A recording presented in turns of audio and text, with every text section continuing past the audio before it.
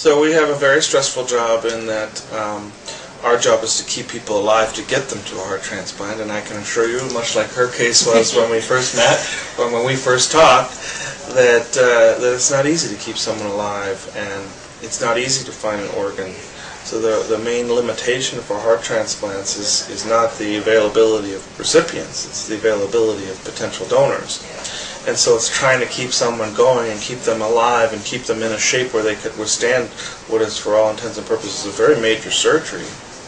We have to keep them in good enough shape to be able to withstand that kind of surgery in a time frame where we can find an organ for them. And that there are a lot of things that need to come together for a story like this to happen.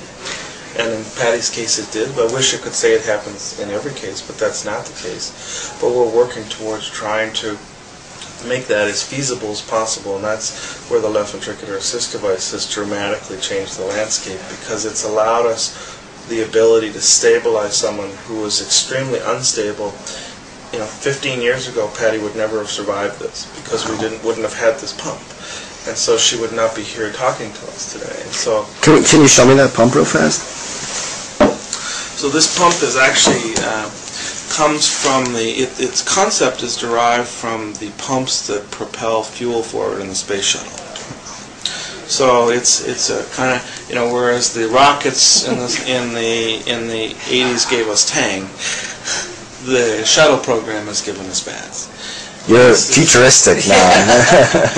And so what this does is this sticks actually inside the heart and drains the blood directly from the left ventricle of the heart.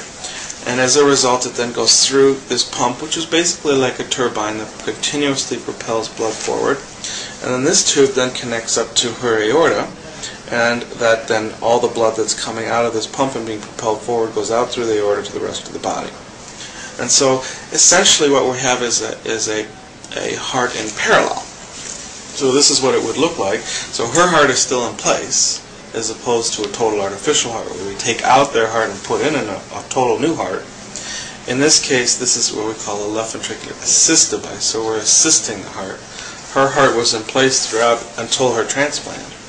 And in parallel to that heart, we were pumping. So she had both